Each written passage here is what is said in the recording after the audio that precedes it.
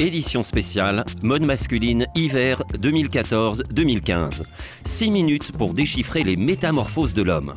Avant, c'était ça, des costumes onéreux taillés à vos mesures dans les tissus les plus luxueux.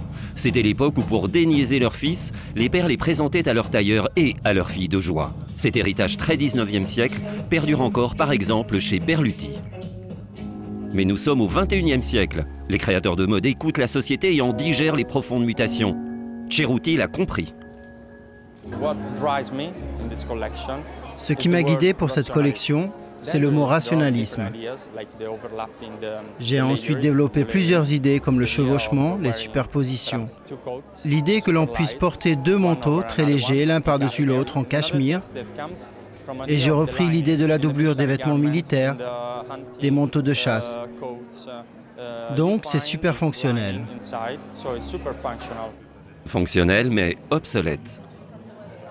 Depuis que les rappeurs des années 80 ont emprunté aux basketteurs leurs attributs, nous sommes passés en 3 décennies du streetwear au sportswear.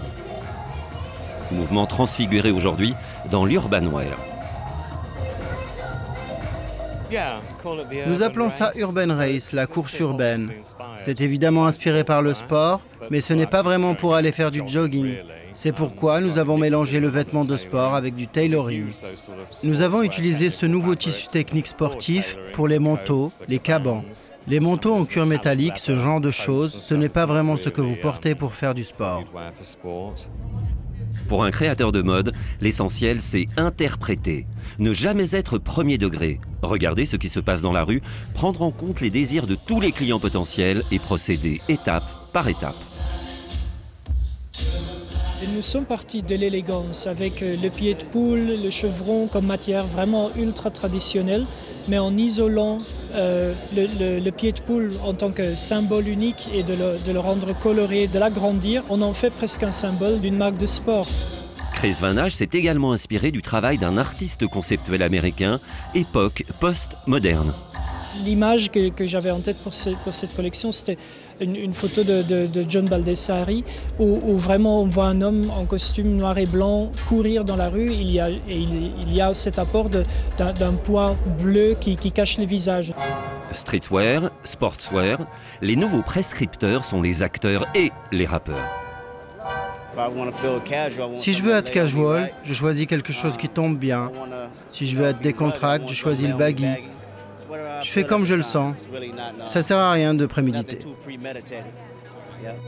Chris Van Ache gère également la création des collections Dior Homme. Comme pour sa propre marque, il fait le grand écart. C'était vraiment l'idée de partir de deux extrêmes qui sont aujourd'hui la réalité de la rue, et de les rendre chic et luxueux et faire en sorte qu'ils se rencontrent, quitte à ce qu'ils clashent de temps en temps. Tout le monde porte des choses comme ça, mais là, c'est la version élégante, impeccable, moderne et raffinée.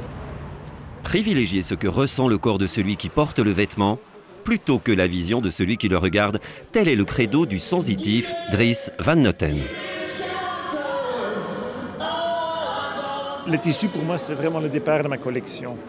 Encore plus que jamais cette fois, donc on a voulu vraiment faire des contrastes entre le très doux et le brut, le tie and dye en couleur, très coloré ou très fané, très usé comme ça. Donc là, vraiment, c'est une collection pleine de contrastes.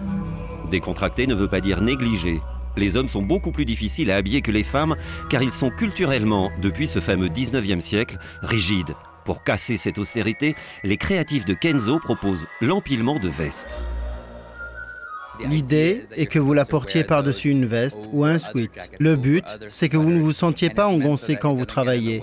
Nous avons vraiment voulu célébrer l'homme au travail. Pour Givenchy, Riccardo Tisci a enfermé dans un terrain de basket 55 mannequins à la plastique incomparable. Une ambiance brute, quasi bestiale. Ramusqué, opossum, cachemire, angora, pantalon baggy à double pli. Pour clôturer ses présentations, voici le créateur le plus jeune d'entre tous les jeunes. Il a créé sa griffe à Tokyo en 71, présenté son premier défilé parisien en 81. Yohji Yamamoto, 70 ans, reconnu pour son travail rigoureux sur le noir, s'amuse à nouveau.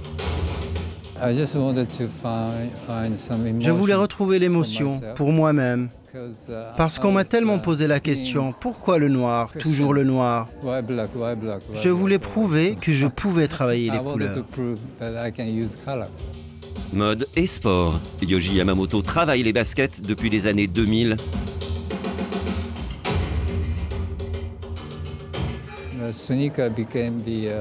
Les baskets sont devenues les pièces incontournables du vestiaire des hommes dans les villes, spécialement pour l'homme moderne. Ça ne prend pas d'âge. Car il est actif, aime la compétition, adore évoluer dans la jungle urbaine. Il choisit parfois ses vêtements comme des armes de guerre, mais aussi parfois comme de doux cocons dans lesquels il se love. L'homme n'a plus peur, il a maîtrisé la mode.